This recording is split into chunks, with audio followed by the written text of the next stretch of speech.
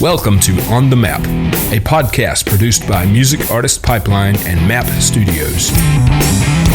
Join us as we interview music artists, bands, producers, and content editors as we provide insight into the many facets of the music industry.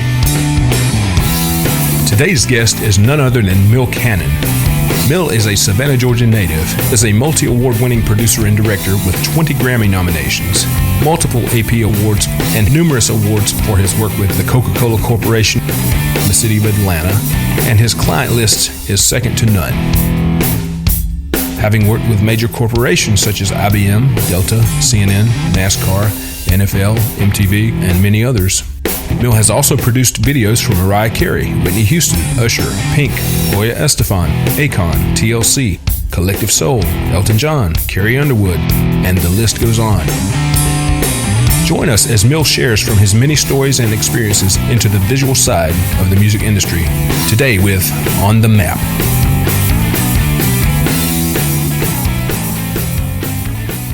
Welcome to the first edition of On the Map podcast. I'm your host, Chuck Hutchison. Today we have Mel Cannon. We are here at his studios located in Atlanta, Georgia, and we are in the legendary Image Mill Studios. Actually sitting at the table with my big dog buddy who has worked with so many people. I'm kind of a little giddy to be here. Mel is one of those guys, when you get a chance to work with him, you realize, wow, he's worked with how many people? So I'm always pinching myself when I tell people that I'm friends with Mel Cannon, you know, and not trying to blow your head up, but it's been a great experience getting to know Mel, having worked with Mel on some projects. And so it's just really cool for me personally to be here. And in this first installment of our podcast, we wanted to, first of all, give Mel an opportunity to share some of his story and also to share our involvement in our work relationship and things we've got going on. I just want to kind of just introduce you to him, to the MAP family, and he is family. He's like a brother, and I really just wanted to give him a platform to share who he is and what he's been up to. Yes, sir. Well, first of all, good morning to all those MAP people out there, Music Artist Pipeline. Really proud of what you guys are doing across Georgia, South Georgia, and the tri-state area, some of the artists you're working with. And I come from your area. I come out of Savannah, Georgia, born at Hunter Army Airfield, and I grew up in Savannah on the beaches. And when I was 3 years old, I'd say the camera found me, or I found the camera and took my first picture, and that's the logo of my company to this date. And I always knew what I wanted to do. I didn't know it would involve music because at the time I was really about baseball. And Hank Aaron, man, that was my hero. He just died just this past week, and that was sad for all of us Hank Aaron fans. A true American hero. It is, you know. I do like what they're doing in Atlanta. They're talking about changing the name. If they're going to change the name Braves, they're thinking about calling it the Hammers, the Atlanta Hammers, and they're calling the park the Hank. And so I don't want them to change the Braves. It's been my lifelong team, but if they do, my hero would be a good second. I'm not too bad with the Atlanta Hammers and calling the field the Hank. Let me just go on record with that.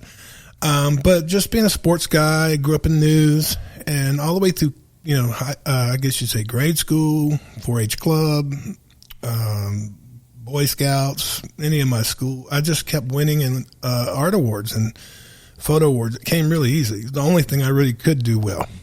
So I went with that, man, and ended up working at age 13 washing news cars for my neighbor. One of my neighbors, her brother, Doug Weathers at WTOC, was the station news director and the anchor, and I used to wash his Cadillac. And so one day he told me to come on to the news station and wash all the news cars. Little did I know 2 years later I'll be actually working for him with a learner's license. So I really got lucky and got in early with some mentors who put a camera in my hand back when cameras were very, very expensive. So he saw my artistry. Come to find out his sister was my teacher. So at my school, she said, this guy's special, brought me to the TV station, and that changed my life. And that's what got me into media, got me into news. Ended up working for President Reagan, President Bush at the White House press corps.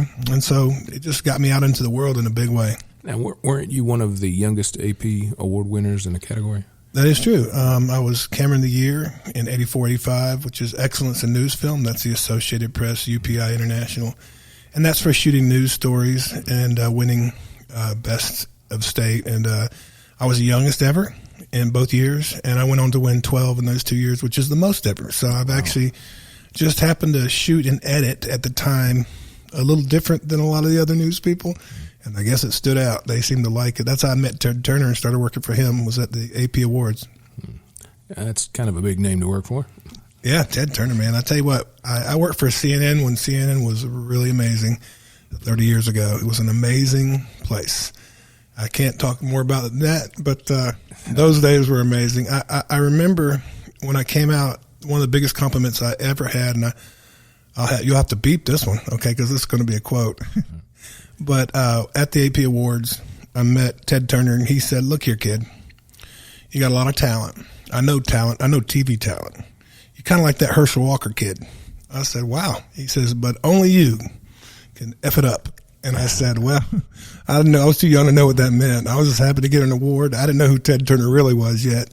And I knew him from the TBS and the Braves, but come to find out, working for Turner and TNT over the years, Cartoon Network, I made a lot of money, got a lot of awards, and had a lot of experience with Ted Turner. He was a big player in my life. Huge name. I can't imagine working at that level with those types of people yet. Hopefully soon. Yeah, that's the goal of every artist, to get recognition, not just for your art, but also, to be able to have a sustaining career. And that's part of what we want to do at MAP. And so your experience and your stories and your input is invaluable. Right. And, I'm super thankful for that door that I have to be able to bounce things off of you and just to say, hey, when you were working with so-and-so, how did this situation come about? How did you handle with this situation?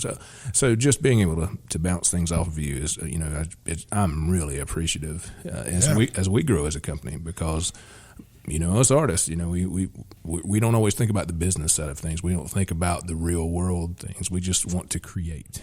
Right. So we need that outlet. Me too. Yeah. And as much, as it doesn't matter if we become millionaires, billionaires, whatever. We want to create. We want to be able to do what we love and do what we're created to do. We're creative beings. So, well, someone told me, if you want to make money at this, sell your soul.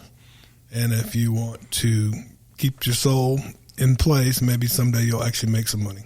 Mm-hmm. As long as we keep it real, I know you and I have similar background as far as our faith and yes, sir. A lot of beliefs. One of the reasons I like you so much is because you're just a grounded, moral person, and I don't perceive you as the type of person that would try to take advantage of someone, because there are a lot of people like that in the world, especially in the music and entertainment industry. But that's one of the things that I think that you have been blessed to have such a long career, because you do good work. You go the extra mile. I've seen you do it on projects, and that says a lot, and for those of you listening, if you're wanting to make it in the entertainment field, or as a musician, as an artist, always put in that extra mile. And that's one of the things that I appreciate about guys like Mel, and you can never put a value on that. That's gold right there. Well, I have a philosophy. It's not self-taught, it's self-learned. And the philosophy is, and I've learned this from example and from just mentors and wisdom, if you over-deliver and you're on time and you're valuable, they'll call you back over and over and over, and that becomes what they call you for. If you have talent, that keeps them really looking. They'll pay you for that. But the truth of the matter is the guy who shows up and gives the same amount of creative and intellectual value to a no-name singer from Middle Georgia as he just did for Carrie Underwood is how I look at it. I don't really look at the creative side with any of the money attached. That's probably much to my detriment in terms of business. But I'm an artist. I'm not a businessman. I'm a bona fide camera geek, and so to me, if I can give that emerging artist, that new artist from MAP or from South Georgia, the same attention, even if they don't have the money, then that's on me. So there are many times that I give videos away for an artist just to try to keep my own knives sharp and to keep my own reputation as a giver. You said a minute ago about, I believe in character. I've never been in a fight. I've witnessed a bunch of them. I've been on rap sets where fights broke out. I've never been to jail, and I've never been sued. I can't say that I haven't sued a few record labels trying to get paid. Never got paid, even after all the suing part, but that's part of the old business. And with due respect, you know, people remember how you treat them over a long period of time, and that becomes your reputation. So thanks for that, because I tell you, that's something you can't buy, and I'll take that. Mm-hmm. Now, you mentioned Carrie Underwood. One of the things, you know, in the entertainment field, people like to name drop, and I'm not big on that, but just so people can get an idea of who you've worked with and the extent of your catalog, just throw out some names and maybe some stories of some of the names that you've worked with. Yeah. Well, Carrie Underwood, we just did Crack Pretty last year, the 360 tour. Worked on Southbound, big hit for her. And a couple years prior to that, did the Storyteller tour and the Dirty Laundry video. She was the Entertainer of the Year, had the Concert of the Year, and had the Record of the Year both of those times. So to be involved at that level with that kind of a person was great, because I really like Carrie Underwood and I like that kind of music. To work with Mariah Carey, 28 number one hits, everything she's ever put out. On paper, the greatest singer of all time. Crazy, yeah.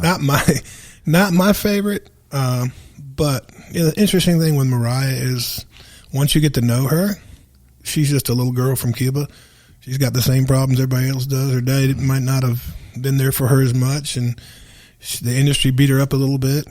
And so it's a blessing and a curse that she has that incredible voice, because it alters your life because of all the business around it. But when you get in a room with her, she's like everybody else, and she just talks to you. She and I really hit it off, and we did the Elusive Chanteuse tour, and I designed all the back plates in her tour book, and awesome. That was cool. My biggest artist, the most important artist, is probably Usher. I've known Usher since Just Call Me a Mac when he was 13. I worked on multiple tours, multiple projects, multiple videos, multiple album cover projects. In fact, his mother, I worked for her full time for 2 solid years during the Confessions project, which had 25 million sales. We had 4 number ones. It was incredible. I worked with Celine Dion during the Olympics. Gloria Estefan, Reach Higher was one of my projects during the Olympics. I can go on and on. Some of my favorite bands, Matchbox 20. I love working with Rob Thomas. That's one of Mama Jan's best friends. We'll talk about Mama Jan later. Georgia's Collective Soul, they're like best friends. Came out of the same studio together. Yeah. We're working on a project right now. It's their 20th project. Yeah. I worked on their first 2 and their 13th and their 7th. I think I've done 5 projects for them now, music videos. And so we're talking right now about doing a film. And that's just a few. Elton John comes to mind. That was pretty cool. Paula Abdul comes to mind. Tony Braxton. I think you did a cover shot for John Cougar Mellencamp. That sure did. I worked on the Scarecrow tour. Yeah, that was early on. You worked with Bo Cephas. Bo Cephas was great. That's how. That's where I learned to drink Jim Beam unabashedly. And you had to on that tour. That was called. Listen, when I got on the truck, it was like, do y'all know this is the Jim Beam Bo Cephas tour? I was like, who's Jim Beam? And about 4 months later, I was like, it's so funny. What's so funny today is I have the only stock I have is in Jack Daniels, but I drink Jim Beam. Don't tell Jack. Oh, well, maybe he won't hear the podcast. Yeah. That names a few, but man, there's some incredible artists that are not so highly named. Like I worked with NDRE early on. She ended up with 8 Grammy nominations, some sleepers, Jonelle Monáe, people like that. They're here in Atlanta. Just incredible. John Mayer used to intern with you. John Mayer. Yeah, he did VOs for my TLC video, and he and Sean Mullins when he had Lullaby. In fact, right there on the wall, you can see it. Yeah. So just a whole group. Anybody who's come to Atlanta, Outkast, all sorts of rap. I just became known as the one guy that was at the Quality of LA or New York that was actually local and cheap. Yeah, and now you've also worked with a lot of corporations too. Yes, I have. In fact, music kind of came after getting into the sports industry pretty heavy. PGA Tour and NASCAR and other things. I was a high-end photographer, and I produced openings for, the Daytona 500 and different big events, and I got known for being Sizzle Mill, and I started doing music pieces, and that's how I got known in the music business, was doing corporate stuff. And then when I came to Atlanta, I've done over 60 Coca-Cola spots, not all national, some just for the Olympics and some international. But when I was a kid, I thought to myself, if I ever got to Atlanta, and could work for Coca-Cola. Wow. Worldwide. I would be huge. Worldwide. I've done over 100 projects for Coca-Cola now. And little did I know that was just the starting point of what I was going to get to do. So little kid from the beach in Savannah all the way up here turned out to be pretty good. I got my Coke spots in. In fact, I directed several, and I've won several awards for some of those. And any World of Coke you go into, the multi-screen that you see called Magic of Coke is my biggest award-winning piece I've ever had. Wow. I didn't know that. That's cool. Tokyo. It's in Tokyo, Vegas, New York. Well, tell me, what are some of the projects that you've enjoyed working on most recently? Well, I have a couple. There's a labor of love I have called the Savannah Bananas. That's oddly has nothing to do with music, except we do make music for the movies we're making down there. But it's a minor league baseball team in Savannah, Georgia, my hometown, at the stadium I grew up at the stadium my grandfather ran in the concessions at the stadium I almost played pro ball at, and was a news reporter at in my hometown. And then after 98 years, the minor leagues went away. The New York Mets pulled out. And then a group of crazy young college players dressed in yellow, calling themselves the Bananas, came to town. And they created a circus. It's kind of like the Harlem Globetrotters of baseball. And we have almost 115 sellouts in a row. It has revolutionized the community. It's brought back the fan base. The kids are back in the park. And that doesn't even have anything to do with music, but in my life, that's one of the coolest projects. We're shooting several documentary films, and so the last few summers, I've invested quite heavily in going to Savannah. In fact, I kind of met you down that way while I was working on the Bananas. That's one project. Another project, I really can't name it. In fact, you're involved in that project. We got a real serious rock album project that we're in the studio doing right now and building all of our album and recording and doing songs, and that's coming out. Working with Collective Soul right now. We're getting ready to shoot 2 nights at the Roxy here in Atlanta, and working on something called Shine, the Collective Soul story, which is going to be a 90 to 110 minute documentary about the whole story of Collective Soul, how 5 guys from Stockbridge, Georgia got a break, Yeah, you shared with me some of the insider stories. Yeah. Very cool. They came right out of our basement. I saw it firsthand, and I got to be part of that too. That was really good, and that's really good. I'm working on some archival projects for Usher, pulling together some of his history. That's not a lot of fun, but it's good money, and always like working for Usher. It sounds big. I'm just duplicating tapes and getting old stuff that we did 20 years ago, getting it ready for future digital distribution. While the pandemic's been going on, quite frankly, there's been a lot of service-oriented stuff, small ball stuff, a lot of editing, a lot of designs, a lot of small photo shoots, masks, social distance masks. I mean, this whole thing has really been difficult. When you're an artist who works directly with other artists and you can't be close to them for a while, it makes it hard to get too creative, but we worked around it.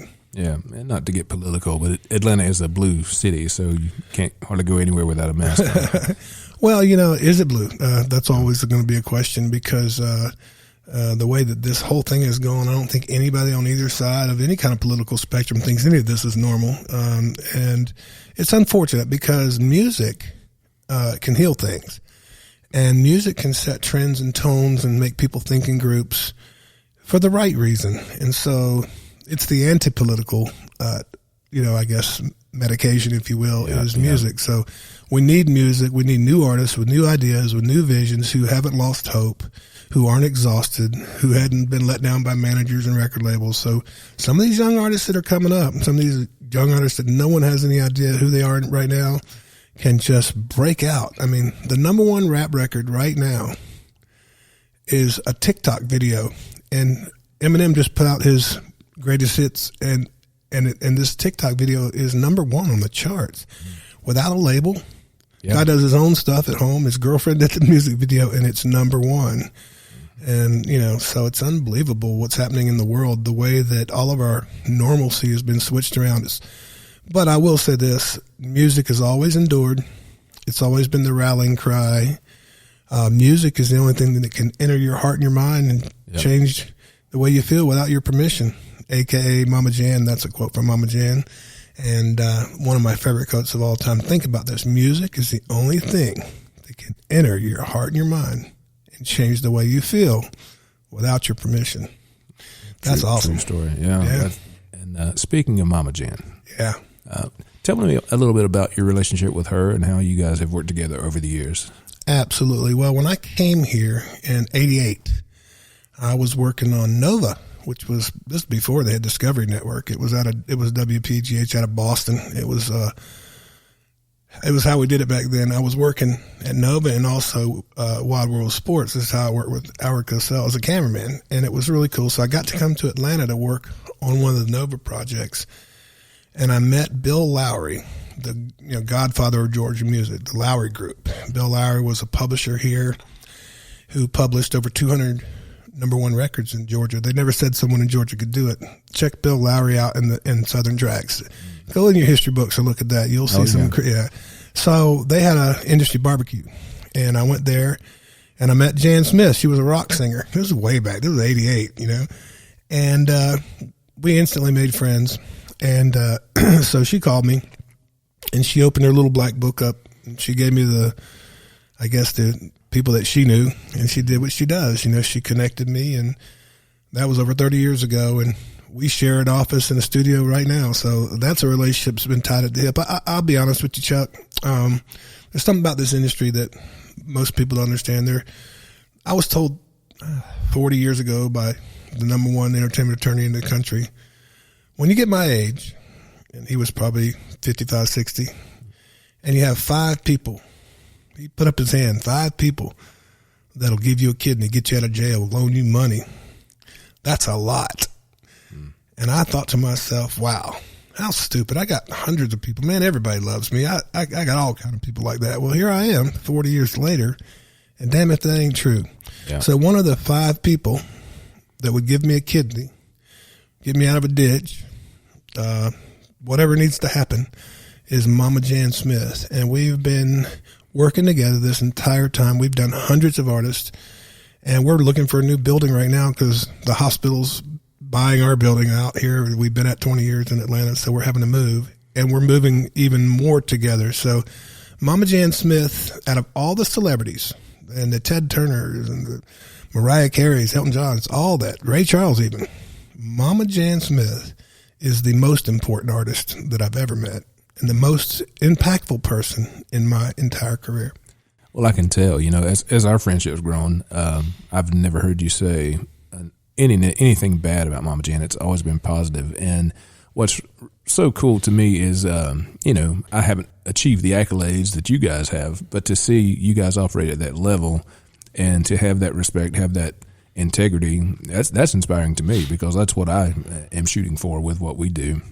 But yeah, it's really, it's a blessing to see those types of relationships and how they're strong, how they help people, how they help the industry and help creativity. Yeah, well, let me just say, Mama Jan, let me just say a little bit more about Mama Jan. She is a woman in a man's business, and she can hold her own, man. She has stood up. She's been the Grammys trustee. To get to be a trustee means you have to be a president for 2 terms, and then you have to go to LA and be a trustee. Pretty big deal. Yeah. She's in the Hall of Fame. There's no vocal coaches in the Hall of Fame except Mama Jan.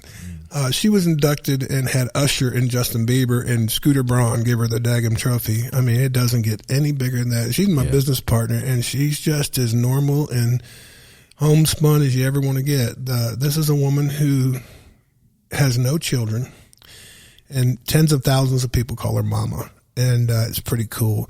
And she's taught me ethics, conduct, value, decency. She'll tell you got something black on your teeth when you don't want to hear it. And she is a mama, and you can trust her. And, you hear that joke, there's something about Mary, I want a woman who's cute and who can bait her own hook and don't need a man. Well, you got Mama Jan going when you have that. And everyone that I know respects Mama Jan. I have never heard anyone in my entire 40 years of knowing this business and Mama Jan and anybody around that's ever said a bad word. I can't say that about myself, and I can't say that about anybody else. And so that's how much respect I have for Mama Jan. Well, again, it's just inspiring to see that relationship you guys have, but not only that, but the work ethic, the integrity, everything that you guys envelop, man. You deserve a lot of credit too, because just in the short time I've known you over these past 2.5, 3 years, the projects that we've worked on, I've been impressed, and to hear the stories that you share even adds to that. So it's really cool. Well, let me congratulate MAP too. I don't know if everybody's listening here, but Chuck's built these relationships. He's built a pipeline called MAP, the Music Artist Pipeline, putting people on the map, just like this podcast. What a great name you picked out, On the Map. I'm really happy to be the first one. But the truth of it is, there's only so many people in this business that are conduits. Mm-hmm. And so the idea that you wanted to be a pipeline to Atlanta, Nashville, New York, LA for talent is admirable. What maybe your viewers don't know is that you've actually built a relationship with Mama Jan, and you have, David lining up to come in and work with Mama Jan and other artists. She's willing to take a MAP artist that has the right stuff. And this is a woman who has no time and 500 people all across the country on a waiting list. That's 2 years to get into Mama Jan. But because of our relationship, if we do have talent coming out of Middle Georgia, again, like I said earlier, Mama Jan and I are committed to the Georgia music community. We both sit on the Georgia Music Foundations and the Hall of Fame Foundation. There's so much talent here. Yeah, we want to see Georgia grow. People don't realize the talent that actually come out of Georgia. Yeah. And so we don't know if MAP is going to find the next, Luke Bryan. I'm just kidding. Interesting you mentioned that. For those of you listening, Music Artist Pipeline, basically I started off as a studio and a musician in Mid-South Georgia, and about 30 minutes south of Dublin. If you've ever been on I-16 between Macon and Savannah, it's kind of in the middle of nowhere. It's pine trees and farmland, right. But as a musician and somebody who was passionate about what I do, I always felt like, maybe I should do this here at home. Why should I have to go to a big town? And as an artist, I've never really wanted to be the front man. I'm not really the artist per se. I'm more like the behind the scenes guy. So I've always enjoyed working with local folks and helping people produce what they do. So the studio thing just kind of grew out of an extension of who I am and what I do. And as it's taking some momentum with it, we're getting into these other things, and I'm trying to focus this down to, because there's so many stories I could tell with different people I've worked with, even the one project that brought us together. But it's just really cool because I will get to work with so many talented people that have so much potential. And the goal is to offer that at an affordable rate, but also at a level that can compete with Nashville, can compete with, New York or Los Angeles, and just to be able to nurture all that. And we want those connections, and Mill is one of those connections. So we're basically creating a network. We're creating just a large family of creative people that we can get stuff done. The music industry is tough, and when you're trying to figure out how to make a career out of being an artist, that is quite a challenge. No matter whether it was 20 years ago, today, whenever, it's not an easy thing. I like the word that you use a lot, sustainability. Yeah, with a career. How are you going to be able to sustain your art if it's going to be your business? We don't call it the music hobby; we call it the music business. Right. There's no doubt about that. Yeah. So that's the biggest challenge to artists, and that's part of what we want to help nurture in our area. So we're set up to be a good pipeline, as you said. Yeah, absolutely. Yeah. I thought it was a great name you came up with. I give my wife credit. At my studio in McRae, we have kind of a display window. The building used to be a photo studio, and my wife had the idea to put up a big rustic-looking map and maybe have some rustic little steel pipes going from McRae to Atlanta, McRae to Charlotte, McRae to Nashville, or wherever, And the idea of MAP, I'm like, hey, what kind of acronym could we come up with? And MAP, Music Artist Pipeline. It just worked. Yeah. We love the name. It encapsulates what we want to do. We want to create music. We want to help artists, and we want to be that pipeline to help them get on the map. Well, hey, you know what's so funny? Your very first move as MAP was to call on Image Mill Design to do logos and some of the branding and come up with some amazing looks and feels for the internet, for social media. And so it's been a real joy to help you guys get off and running, because we realize that it has to come somewhere. We have to cultivate talent. Us senior folks, I guess you'd call in the industry, us leaders, like you and myself, people gave to us and gave us that little opportunity here and there. And it's very important that we continue to do the same. I think what you're doing in Middle Georgia is answering a real empty question, which is, I can sing and I have talent. what the heck do I do? And I think from a consulting standpoint, just guidance standpoint, for those listeners that don't know, Chuck's in a rehabilitation of his studio. They're remodeling. They're bringing in a big mixing console and all sorts of new equipment, and they're tripling down on their facilities so that they can offer a more robust set of services and entry to the pipeline. That pipeline comes up to Atlanta, and I mean, we've got multiple companies up here, record executives that are hearing about us now with the MAP. MAP's brought projects to Reel to Reel, one of the oldest rock and roll studios still in Georgia, home of Collective Soul and Kansas and a few other, And just meeting producers. I mean, for example, the project we did a single, and we brought in a producer from Atlanta, Jason Fowler, who's had a lot of hits, but then he went to Nashville and got Jonathan Crone from Noise Floor to help on the record. And so we had a record that came out of McRae, and it ended up being at an old rock and roll studio in Jonesboro, Georgia, with a producer from South Georgia, with a director from Atlanta, and an arranger from Nashville, all to make a single. And it's because we wanted to pick the right people. And so we know certain people have certain skills. And so that's kind of the way the pipeline works. If you're not in it, you don't know who's making money. You don't know who can actually make process happen or progress happen. And it's really hard to get in that pipeline. It takes a couple years to build it. And so we're, 2 years in now, and here we are sitting down talking about how it's not only is it built, but the relationships are starting to grow. And if it hadn't been for the pandemic, we'd be further along like anybody else would be, you know? We're kind of talking about the business side of things. What are some of the things that you excel at? I mean, I know that's kind of a weird question because you don't like to, you know, you're kind of a humble guy. You don't like to toot your horn too much. But, you know, having been in the industry as long as you have been, I guess the best question is I'm trying to get what is it that you excel at? What things do you offer services for people? Well, it's a cornucopia. I can't decide what I want to be. I don't know if I want to be a director, DP, a producer, engineer, an artist, graphic designer, interior designer, a set builder. You know, there's an old saying, you know, I'm jack of all trades, master of none. Will Mill's kind of a master of a few trades. So I could see his quandary, the challenge. Well, you know, I'm just a little kid from Savannah, Georgia, with a big heart and some talent who just kept working, and here I am. And I think my secret sauce, if you want to know, would be that I have what's called perceptual vision. I can perceive it done when I think it, and then I just figure out how to get to that. And so I'm very confident. Director, the word director comes from decision making. That's what a director is. So you have to have the balls to take the project and have the energy. And I always tell people this, especially on big crews when I'm with them. I always have a prep talk in the morning, let everybody know why we're here. And I always let them know that, you know, remember why we got into this business. It's supposed to be fun. Yeah. We're supposed to have a great time. And then I tell them, look, I'm your director, and here's what I'm doing. I'm going up that hill with that flag, and I'm going to do this for the client.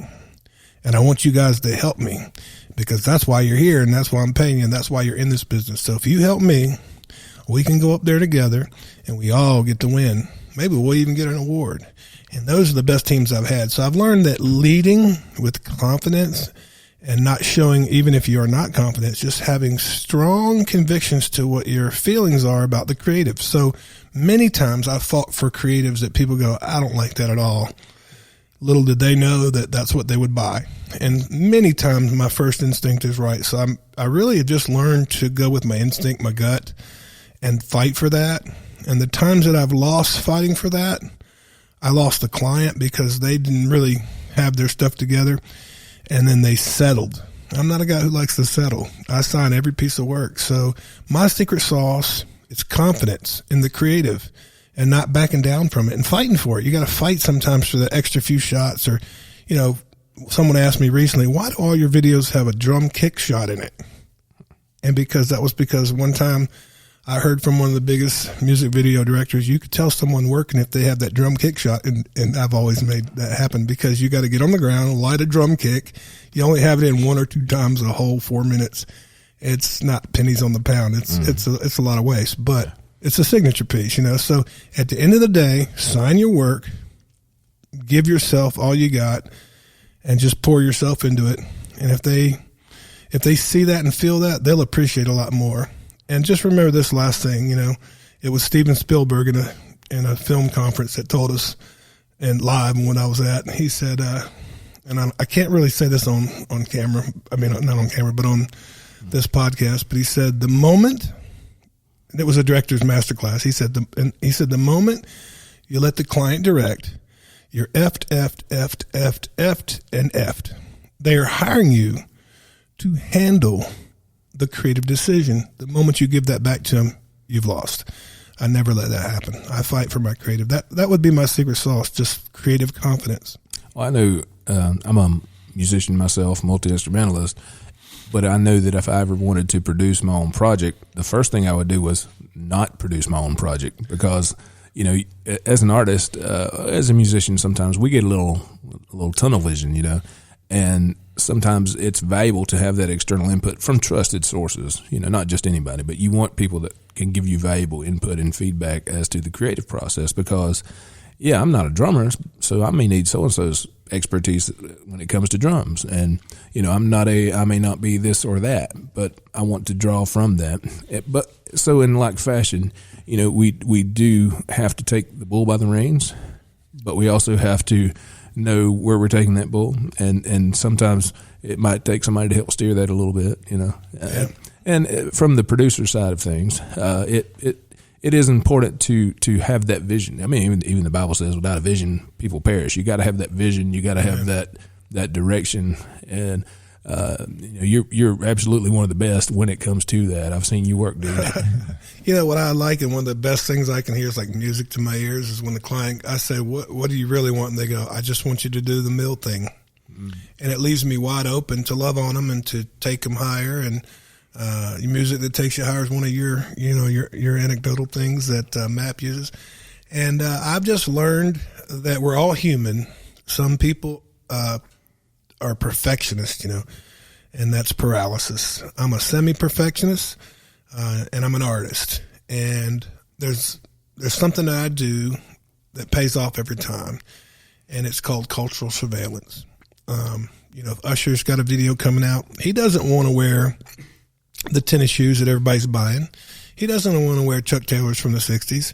He wants to wear the next Nikes they hadn't made yet in his video. And so when you're working at that level, this is one thing about working with the biggest artists in the world. Money's not their option. Origination is their goal, and you really have to study, dig deep, and come up with some really good stuff to even please those kind of artists. So it really keeps you honest. I get more out of working with Usher when I work with everybody else than I do when I actually work with him. Hardest working guy I've ever seen, that guy Usher, man. I tell you what, unbelievable what he's taught me and what I've taught him too. We're good friends, and we worked as colleagues many times. And so, you know, just, it's all about the relationships. You know, if you put down the fact that someone's famous or maybe they have a lot of money and you just talk to them like a human being, guess what? They really like you. And this is another thing. So not only do the big artists really keep you honest on a psychological and creative side, but they want to work with less people. You know, you find it's funny when you get a young rapper or a young R&B guy, they want a video with a bunch of cars and dancers. They want to be on a building. It takes 5 months to pull it together and hundreds of thousands of dollars, and they get their big video. And then fast forward 20 years, they want to make a video and I'm sitting in a chair on a white wall in an hour. Leave me alone. I don't want to do this no more. So when you can be a small crew, and I've been on 99-man film crews that I've run, and I've been on one-man entire video done by me in a room with an artist. And some would say that the artist that I worked with all by myself was better than the big video on the building with all the people and all the money. So I think it's all about taste, timing, and knowing your market. I mean, if it's a young market and you're selling tennis shoes, you got to dance, you got to do some stuff. You know, you got to sell sex, you got to sell style. But if you're selling an amazing vocal of someone just standing in a white room, that can be a lot harder. So originating on camera, I heard it once, you know, tricks are for kids. So in our business, when you can make a world-class video with no tricks, then you're the man. I'm kind of curious. I'm interested in some of your war stories. What are some of the worst on-the-road stories you've experienced? See, I know you've done so many things. You've filmed some sports shows, fishing shows. You've done a lot of stuff. Yeah. I got left in Mexico. I got sent home once. This is an interesting story. I talked to a friend of mine about this the other day. Totally different than the music business, but I was working for the Department of Homeland Security, and I went down to Texas where they had a bunch of people had died in a train car. And I was I was hired as a forensic photographer to shoot the crime scene. And so I'm out in this, place with the marshals, the border patrol, a thing called Operation Alliance, and like 60 law enforcement officers. And I'm filming. And then I see the train coming, and I can see all the way down the track, and it's in the desert, so you can see. So I don't know what it was. I was young. I decided, I want this cool creative shot of the train. So I went and laid on the tracks and let that train come over me. Right. And every time between each car, I'd move my head and I got done. And as soon as that car got off over me, the caboose went over me, man, that guy snatched me up. I was on a plane back home so fast because I had put everybody in danger, just why is the cameraman under a train? We got bigger problems to solve. That's a really odd one out of left field. I would say, I'm sure that wasn't no-show approved. I would say this is really unusual. I mean, I'm from a right-to-work state, Georgia, and I went out to L.A. for a minute, couldn't take it, came back, had representation, agents, all that, couldn't take it, didn't like the atmosphere. Can't do New York either. I'm a Georgia boy, but I tell you, being in New York City, that's an interesting place to try to pull off a music video, playback, and in the streets of New York City and all that going on, renting anything in New York City, being part of the union. So we did Carrie Underwood, Storyteller Tour, first solo female country artist to sell out Madison Square Garden, which was really great. But we get there and we pull up to the dock and we can't touch our own equipment. We can't unload our own equipment. I'm like, okay, so we have to wait. It took over almost an hour. We get these longshoremen that come down, Bob and Ted. I'll never forget it. I thought they should have had an ice cream. They came down and they rolled all of our stuff upstairs. And then they said, okay, you can unload. And then as we unloaded, we said, we're hanging a camera in the ceiling of this big mechanism. And we couldn't run a 110 cable. We had to have an electrician do that. It was $1,500. Wow. And so when you get around union work, all of a sudden you got to watch where you step. You'll get in trouble for this and trouble for that. So call me Georgia, but I don't necessarily like working around all the unions in the big cities. In Georgia, you can kind of do whatever you want and tell the story you want. People are pretty nice around here and they let you do things. Not so much in New York City or LA. You really got to go through the system. Yeah. You got to check all the boxes, pay all the money, and get all the extra help. But it just blew me away. This guy's getting more money than anybody on my crew just to run a 110 cable.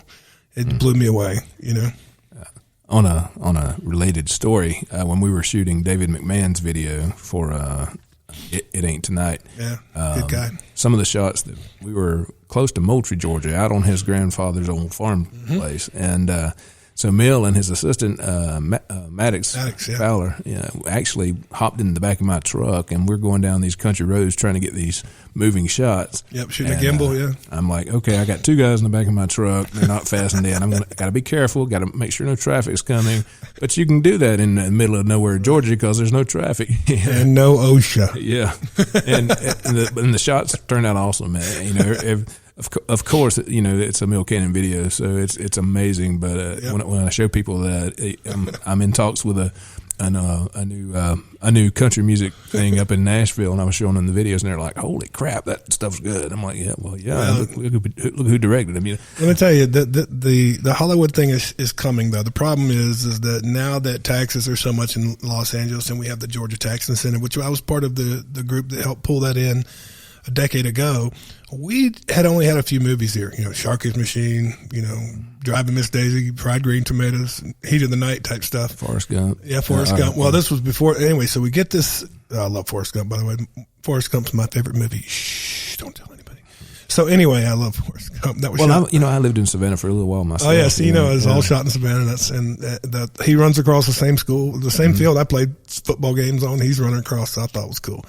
But Hollywood is creeping into Georgia, let me tell you. So I did a film a few years ago for Jeff Foxworthy called Cracker Jack, baseball film, and I produced the ball stadium down in Savannah. And we're filming all day, and our crew's probably 80, 85. It's pretty expensive to do a film like that. And we go to start shooting shots of the guy sliding in the second. And I got my butt handed to me on this one. So one of the SAG people said, that is a stunt. I said, no, it's not. He's sliding in. People play Little League Baseball. They play softball. That is a stunt. What does that mean?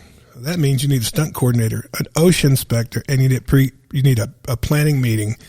That was like $4,000 to slide.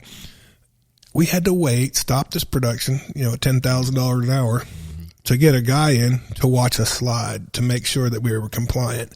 So on a, full motion picture, and you're dealing with SAG and AFTRA people, people don't realize this when you're dealing with a child actor.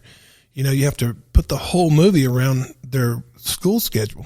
You can't shoot more than 6 hours with a child, So if you have a big motion picture with a kid and you're in the middle of a big scene with special effects, you got to stop. He has to go to class.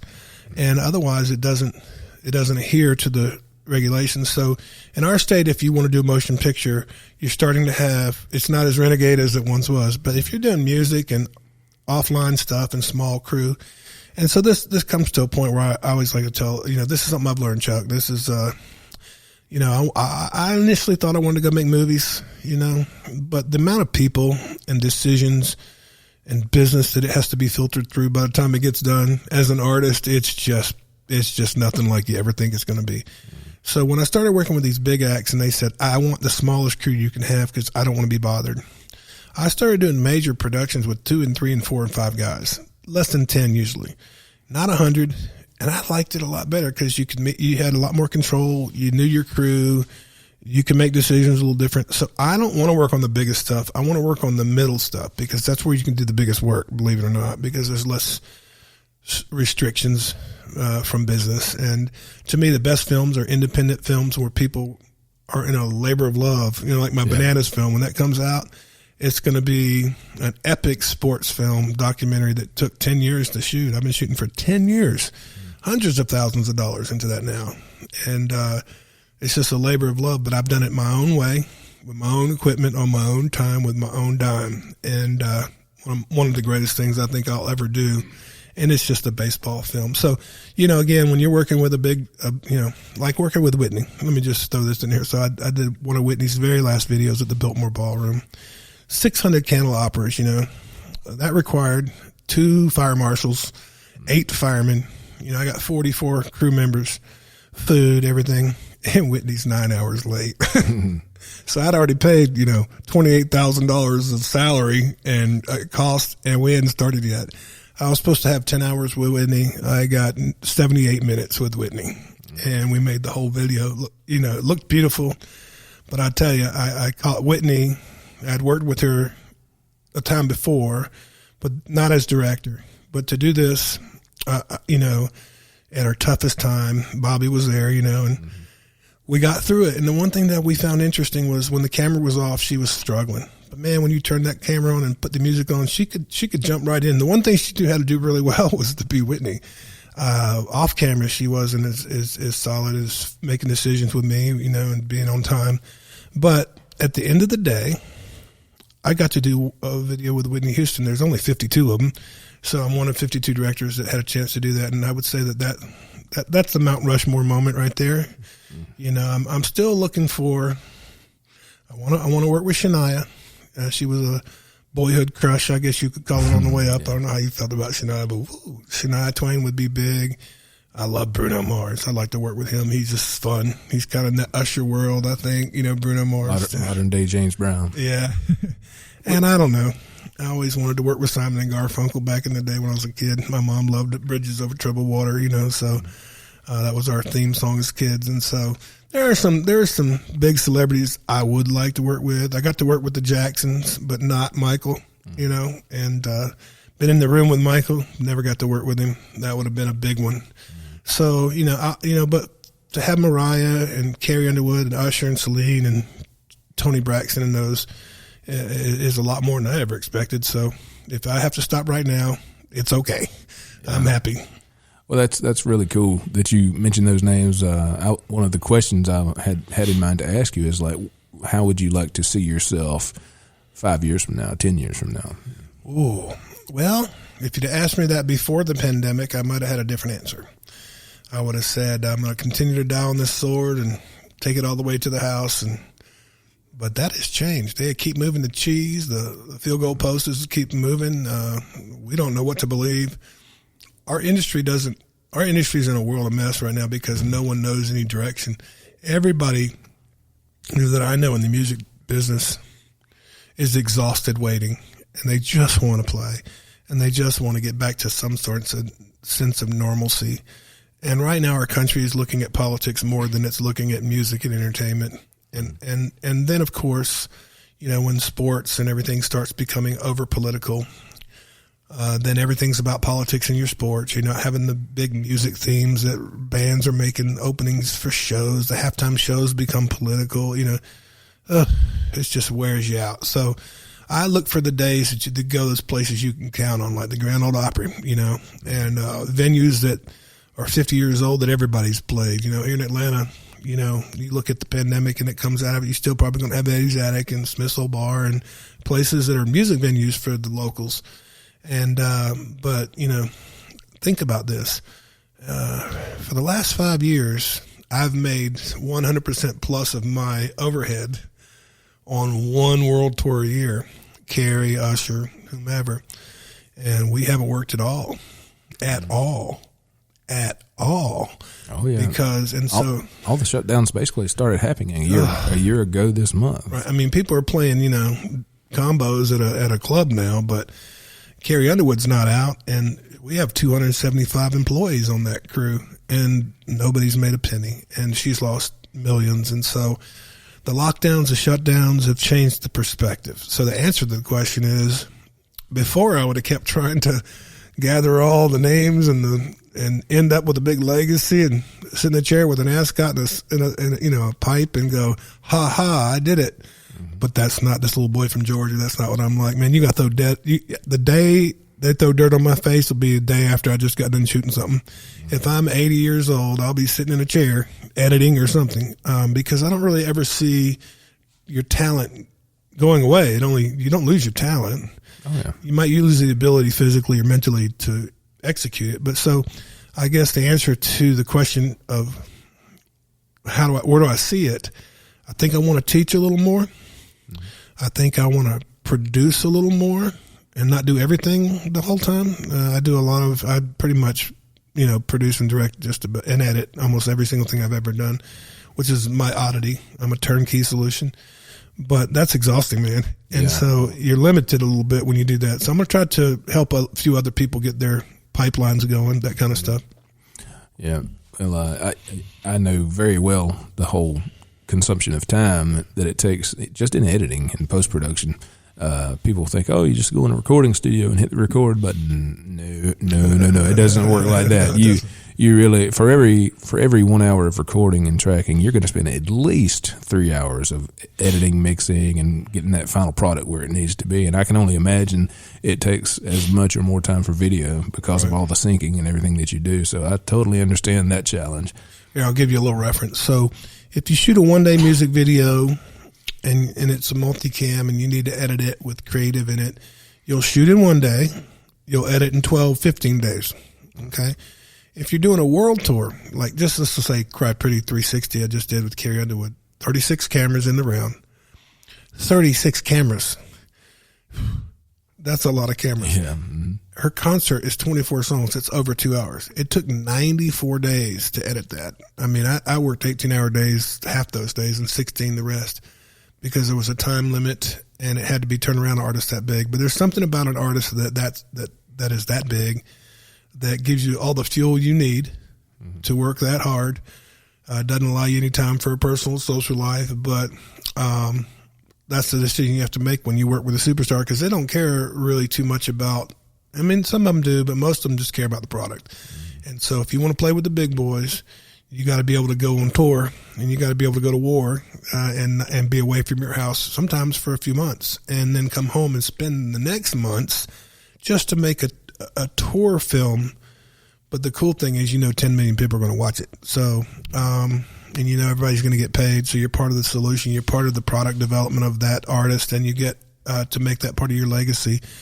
And so, yeah, and I'll tell you this about Carrie Underwood. Out of all the artists I've ever worked with, and I mean this across the board, independent, all of them, she's the only person who's been early both times to a music video. She's been early. That never happens. I remember you telling me that. Man, I'm like, Carrie's going to be here at 7 o'clock and at 5:30. Like, her bus is here and she's dressed and ready. I'm like, you've got to be kidding me. And you're still setting up lights. We had $30,000 worth of lights in this factory, and we don't have all the monitors set up. This was the coolest thing. You'll appreciate this as an audio guy. So we're doing Dirty Laundry. It's a #1 hit. And so she comes in to this factory in Nashville that we had rented. I can tell you the factory was $5,000 just to rent one room. And it's an old broken down factory. It was pretty expensive on the river there. And she walked in and she went up there and sang, and she left and went and sang the national anthem. Only 17 minutes after she left our set, she was on TV down at the Predators game when they were in the playoffs. I was like, wow, this woman, no wonder she was early. She had to go. I didn't know that.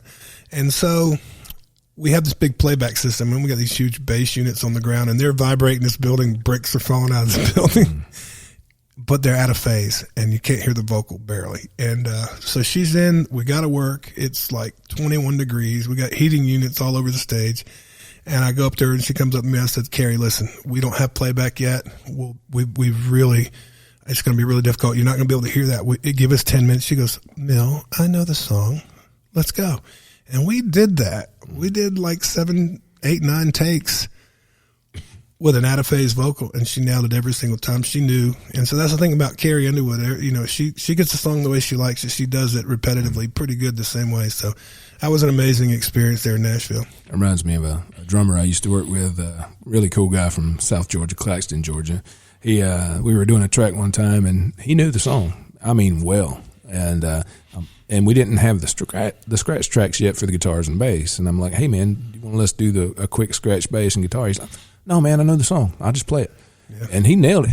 Yeah. It's cool when people can do that. You know? It's cool. I work with musicians. I understand everything, man. I understand tempo, timing, flow, pacing, every bit, but I can't play. Dadgummit, I have 3 guitars, 2 keyboards, even one you gave me. And I'm still trying to become a musician. So one thing I can tell all the viewers or listeners out there is that all camera people want to be guitarists. And all guitarists and music people want to be filmmakers. It's the weirdest incestuous group of professionals I've ever seen.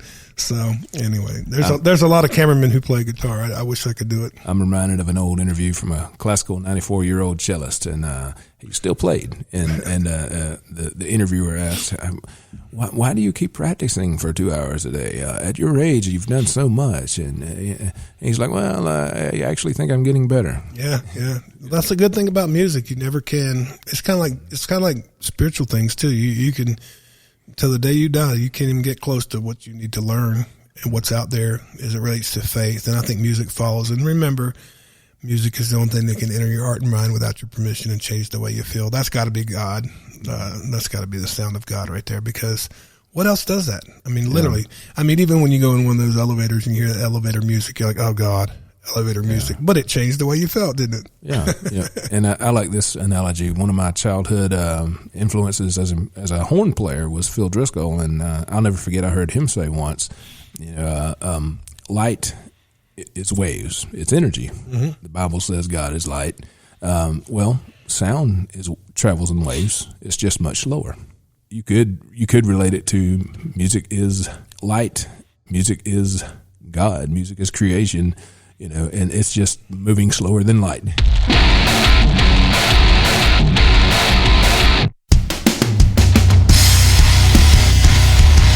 You've been listening to On the Map, a podcast produced by Music Artist Pipeline. I'm your host, Chuck Hutchison.